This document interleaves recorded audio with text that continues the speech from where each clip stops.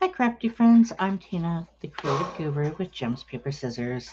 And today we are working on the left hand side using our Weekend Adventures Scrapbooking Workshop kit as we proceed to work on our 52-week project of 2026. This is the left hand side of week 6. And so I happen to have been in January. No, this is actually a February layout. So, as you know, I tend to scrapbook my layouts about a month after I've done the activity, whether it's outdoor adventures or everyday life. It does not matter to me, but it does give me an opportunity to kind of process and decide what I'm willing to weed out, so to speak, because not every photo should make it the cut of into your albums, right? And I fit a lot in my albums, utilizing predominantly flip flops and a few other techniques, but not every photo can or should make it into your layout. So having that month really gives me perspective on what I want to share and what would be interesting and enlightening to share over time. Okay. And so I take that time and I think about it. I then print all of my photos. So right now I am just using my Stamp and Seal Plus, which is a wonderful tape runner. And I am um, laying this out. I'm following the assembly instructions.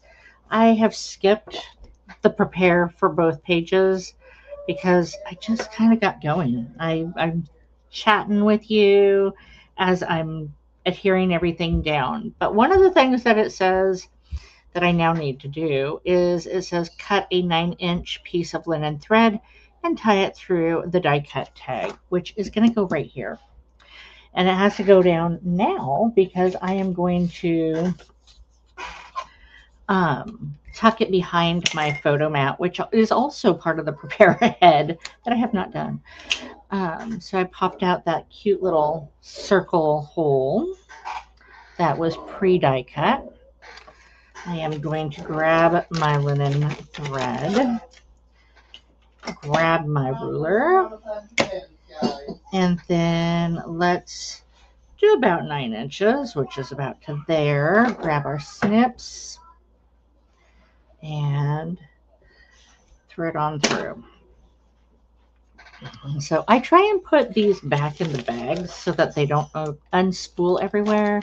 I have small children in my home as well as pets. And well, pets are kind of jerk faces that way. I love them, but I expected them to do what pets do, and that is be creatures of torment, and that's okay. There is truly nothing wrong with that. Now, I'm going to just go ahead and push that through. And we'll see if I need my tweezers to pull that through. I think I do. So let's pull that through. I dropped it. Let's grab that. Pull that through like so. And I'm going to get you a little closer. I think you're having a harder time seeing what I'm doing. All of our die cuts in our projects tell you what project it's for. So that is very, very helpful. I have them lopsided and I'm really okay with that. So this is now going to go right about here. We'll attach that down. And I'm going to have it just go a little bit higher. There we go. Line that up so that it's kind of flush with the seam. And then now I am going to get my photo and these tags ready.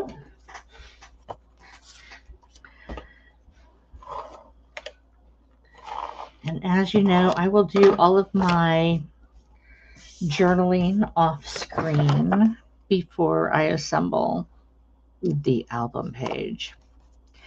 This one is all going to go into my album really lickety split smooth because I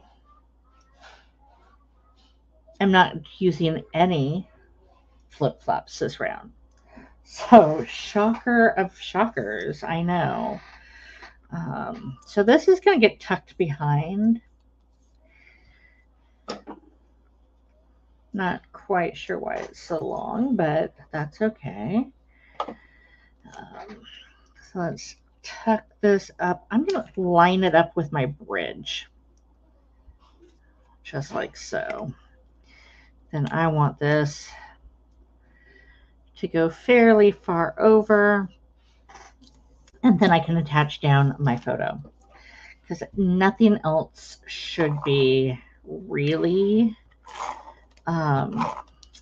being tucked behind. I know this piece, this wood grained, is also going pretty close to behind, so we're going to have it prepped just in case.